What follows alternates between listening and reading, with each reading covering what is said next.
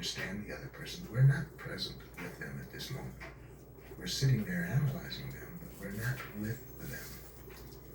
So empathic connection involves connecting with what is alive in the other person at this moment.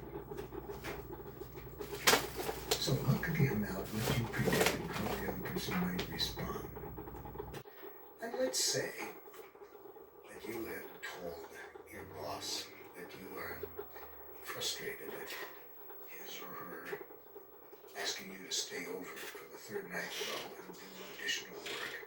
You're frustrated with that because you have other commitments and needs that you'd like to take care of. So you've been honest about your reasons for not wanting to do it. And it ended on a clear request. You're asking him, would you be willing to find someone else to help with this work this evening, Bob?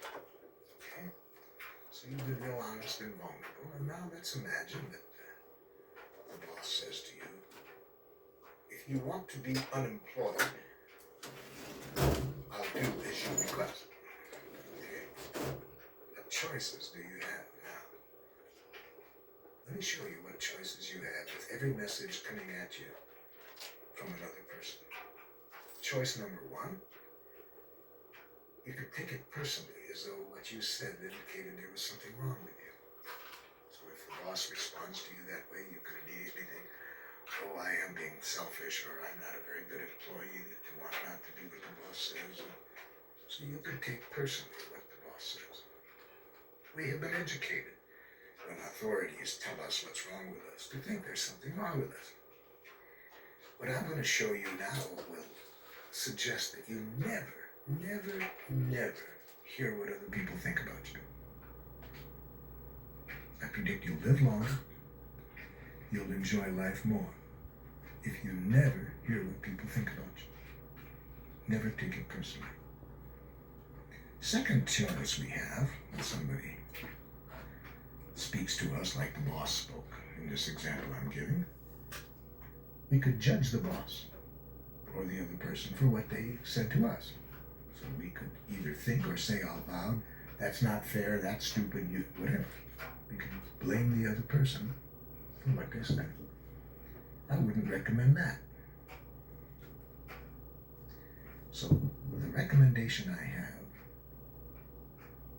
is to learn to connect empathically with any message coming at us from other people. And nonviolent communication shows us a way of doing that. It shows us a way of seeing the beauty in the other person at any given moment, regardless of their behavior or their language. We'll see that it requires connecting with the other person's feelings and needs at this moment. See, that's what's alive in them.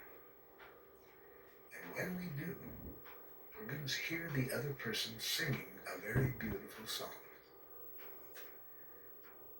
I was working with some 12-year-olds in a school out in the state of Washington, showing them how to make empathic connections with people. And they wanted me to show them how I could deal with parents and teachers. They were afraid that if they opened up and revealed what was alive in them, that they would get back. One of the students said, for example, Marshall, yesterday I was honest with one of my teachers. I said I didn't understand, and I asked her, would you explain it again? The teacher said, don't you listen? I've explained it twice already. Another young man said, I asked my dad yesterday for something. I tried to express my needs to him, and he said, you're the most selfish child in the family.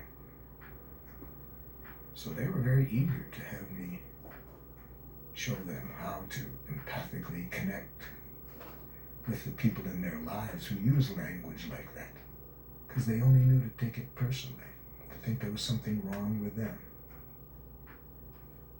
So I showed the students that if you learn how to connect empathically with other people, you will hear that they're always singing a beautiful song. And then I played this song for the students to show them that this is what you will hear behind every message coming at you from another human being, if you connect to the divine energy in that person at that moment. I wrote a song and it made me feel good. Yeah! That's what you gotta do. Silly beautiful, look for the best in me. That's what I really am, and all I want to be. It may take some time, Good girl, may you. be hard to Yeah. find, but see me beautiful. Pika. Who's a Pika? See me beautiful Ooh. each and every day. Could you take a chance? Could you find a way to see me shining through in everything I do, and see me Good girl. beautiful? He's a good girl. Good girl. Good girl. I was working in a refugee camp in a country not very pleased with the United States. And when my interpreter, and I was an American citizen, for about 170 people, one of them jumped up and screamed at me, "Murderer!" Another one jumped up, "Child killer!" Another one, "Assassin!" I was glad I knew nonviolent communication that day. It enabled me to see the beauty behind that person's message, what was alive in him. And we do that in nonviolent communication by hearing feelings and needs behind any message. So I said to this gentleman, "Are you feeling angry because your need for support isn't getting met by my country?" Now that required me to try to sense what he was feeling and needing. I could have been wrong. But even if we're wrong, if we are sincerely trying to connect with the divine energy in another human being, their feelings, their needs at that moment, that shows the other person that no matter how they communicate with us, we care about what's alive in them. And when persons trust that, we're well on our way to making a connection that everybody's needs can get met. But it didn't happen right away because this gentleman was in a lot of pain. And it happened that I guessed right, because when I said, "Are you angry because your need for support isn't being met by my country?"